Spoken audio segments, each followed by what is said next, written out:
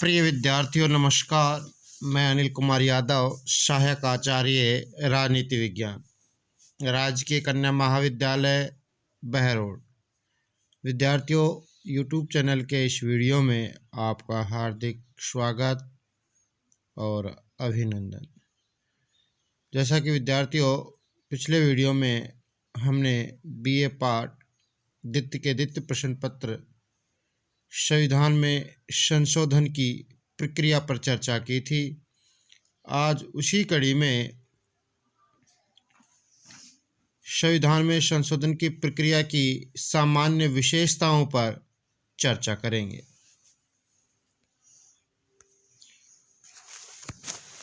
विद्यार्थियों, जैसा कि आपने पिछले वीडियो में संविधान में संशोधन की प्रक्रिया के बारे में देखा था कि भारतीय संविधान में जो संशोधन है वो 3 प्रकार से किया जा सकता है। साधारण बहुमत से, विशेष बहुमत से, साथ ही विशेष बहुमत तथा राज्यों के अनुसमर्थन पर। तो उसके अंतर्गत अलग अलग अनुच्छेदों में अलग अलग तरीके से संशोधन प्रक्रिया के बारे में बताया गया था। अब हम सारांश के रूप में यहाँ भारतीय संविधान में संशोधन की प्रक्रिया की जो सामान्य विशेषताएं हैं उन पर चर्चा करेंगे। तो सबसे पहले बात करें उन विशेषताओं के अंतर्गत, तो पहली विशेषता है संसद को व्यापक शक्तियाँ। संविधान में संशोधन के लिए संसद को व्यापक शक्तियाँ प्रदान की गई है। संसद की प्रभुसत्ता को स्थापित कर उसे शक्ति संपन्न स्वरूप प्रदान किया गया है।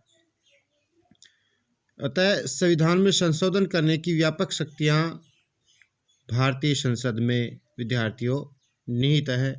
दूसरी विशेषता की चर्चा करें तो अनुच्छेद 368 में संशोधन का संसद को अधिकार, जो अनुच्छेद 368 जिसका संबंध संविधान संशोधन से ही है, तो उसमें संशोधन का अधिकार भी संसद को पर्याप्त दिया गया है। विद्यार्थियों, संविधान संशोधन विधेयक के अंतर्गत संसद को इतना सक्षम बनाया गया है कि वह न केवल संविधान के अन्य अनुच्छेदों को बल्कि संविधान संशोधन प्रक्रिया वाले अनुच्छेद 368 को भी संशोधित कर सकती है। तो यहाँ संसद को शक्ति संपन्न बनाया गया है अनुच्छेद 368 में संशोधन के मामले में। अब अगली विशेषता की चर्चा करते हैं विद्यार्थियों, राष्ट्रपति की स्वीकृति आवश्यक। विद्यार्थियों, संविधान संशोधन विधेयक तभी पारित माना जाता है जब उस पर राष्ट्रपति की स्वीकृति मिल जाए। राष्ट्रपति संसद द्वारा पारित किसी संशोधन विधेयक पर अनुमति देने से इनकार नहीं कर सकता। ऐसा प्रावधान संविधान के 54वें संविधान संशोधन में स्पष्ट कर दिया गया है। 24वें, ये प्रावधान संविधान के 24वें संशोधन के अंतर्गत स्पष्ट किया गया है। यह व्यवस्था अमेरिकन संविधान से भिन्नता लिए हुए है कि वहाँ संशोधन विधेयक पर राष्ट्रपति की अनुमति की आवश्यकता नहीं होती। जहाँ भारत में संविधान संशोधन विधेयक के मामले में राष्ट्रपति की पूर्ण अनुमति की जरूरत होती है, लेकिन अमेरिका में नहीं होती। वहाँ पर संविधान में राष्ट्रपति की औपचारिक की भूमिका ही रहती है। अब बात करें विद्यार्थियों अगली विशेषता की, तो वह है आधे राज्यों के विधानमंडलों का अनुसमर्थन। तो विद्यार्थियों, भारत में संविधान संशोधन को पारित किए जाने के लिए आधे राज्यों के विधानमंडलों का अनुसमर्थन होना आवश्यक है। कुछ मामले, कुछ अनुच्छेद ऐसे होते हैं जिनमें संशोधन करने के लिए विशेष बहुमत के साथ साथ आधे से अधिक राज्यों का अनुसमर्थन आवश्यक होता है।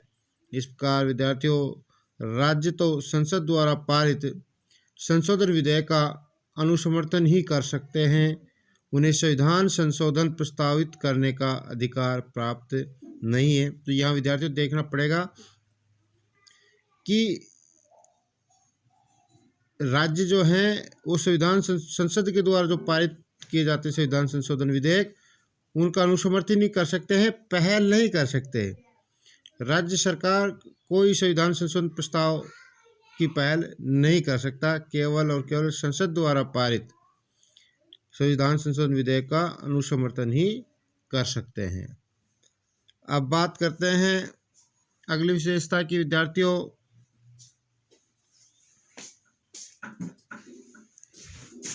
वह संघात्मक व्यवस्था की सुदृढ़ता का ध्यान। विद्यार्थियों, संविधान संशोधन प्रक्रिया का निर्धारण करते समय संघात्मक व्यवस्था की सुदृढ़ता को ध्यान में रखा गया है, जिससे संघीय इकाइयों को असंतोष न हो। संघात्मक व्यवस्था से संबंधित महत्वपूर्ण अनुच्छेदों में संशोधन करने के लिए राज्य विधानमंडलों की स्वीकृति का प्रावधान रखकर संविधान निर्माताओं ने देश की एकता और अखंडता को सुरक्षित रखने का अथक प्रयास विद्यार्थियों यहाँ किया है। बात करते हैं विद्यार्थियों अगली विशेषता की। वो है कठोर और लचीले का मिश्रण, अर्थात नम्यता और अनम्यता का मिश्रण देखने को मिलता है। विद्यार्थियों, संविधान संशोधन प्रक्रिया न लचीली है और न कठोर, यह एक मिश्रित व्यवस्था है। जैसा कि एक राजनीति विज्ञान के शास्त्री एम.वी. फाइली का मानना है कि ऐसा कोई अन्य संघात्मक संविधान नहीं है जो नम्य तथा अनम्य दोनों ही प्रकार की संशोधन प्रक्रिया का प्रयोग करे।